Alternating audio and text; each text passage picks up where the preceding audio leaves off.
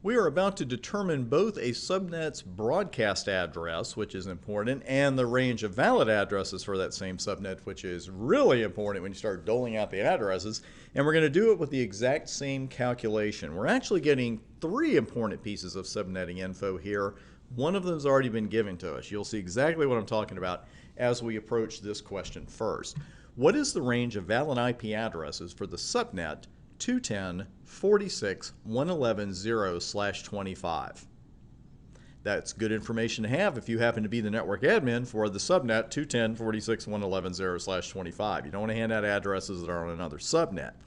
So we simply begin the process by converting that IP address to a binary string, big surprise, I know, and then identifying the host bits.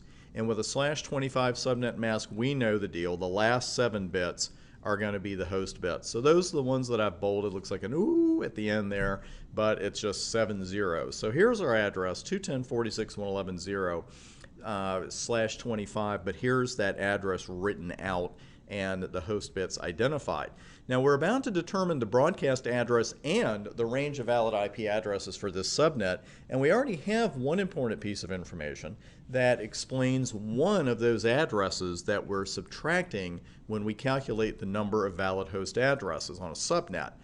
First, the address with all zeros for the host bits is the subnet address itself. And I know this comes as no shock to you because we've been calling it the subnet address, but you might not have thought about, can we actually give that address to a host? And sometimes this is called the all zeros address, and it doesn't mean 32 zeros, it means all zeros for the host bits. This is not a valid host address. So there's one piece of info right there, 210.46.111.0. That is going to be our all zeros address. Now the reason we care about the host bits is that the address with all ones for host bits, that's the broadcast address for that particular subnet. This is also known as the all ones address, and this is also not considered a valid host address. And the all zeros and all ones addresses, those addresses are the reasons we subtract 2 when we're determining the number of valid hosts on a subnet. Everything in the middle, as you would expect, is fair game. All addresses between the all zeros address and the all ones address are valid host addresses for this particular subnet. Now we know that 210.46.111.0 is the subnet number, but what's the broadcast address? If you haven't calculated that, calculate it really quick. You may just be able to look at it and do it, but if you change those host bits to ones, you have the broadcast address. And it is 210.46.111.127. So we had the subnet address, that's our all zeros address, and then the broadcast address, our all ones address, and every address in the middle can be given out for that subnet. So it would be 210.46.111.1 through 210.46.111.126. So it's just that quick. Now let's tackle a question with a smaller subnet mask, which is going to give us more host bits, a little bit more of a calculation. Something else I want to show you here too. Determine the broadcast address and the range of valid IP addresses for the subnet 150.10.64.0/18. Well, let's have a look. The conversion with the host bits in bold, and we see this time we have a whole bunch of them, right? 14 of them. Oops, excuse me, 14 of them to be exact. So we know this is the subnet address. This is the all zeros address. It's one of the 2 invalid addresses we're going to deal with. Now, what will the address be when all the host bits are set to 1?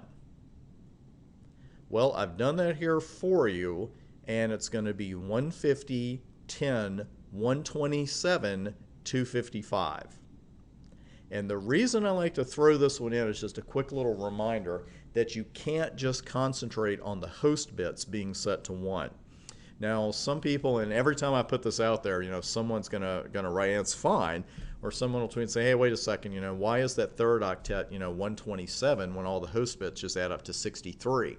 Well, the thing is, the 64 bit was already set. It was set in the subnet part of it. So in that third octet, when our host bits are zeros, the total is still 64 because that 64 bit is set. When we set all the host bits in octet 3 to 1s, remember that 64 bit is still set. So the broadcast address, again, adding it across, is 150.10.127.255. But again, it's a quick calculation because you've got the subnet address, they're giving you that. The broadcast address, you can do that quickly, and everything in the middle is a valid IP address. And by the way, the range of valid IP addresses there is 150.10.64.1 through 150.10.127.254.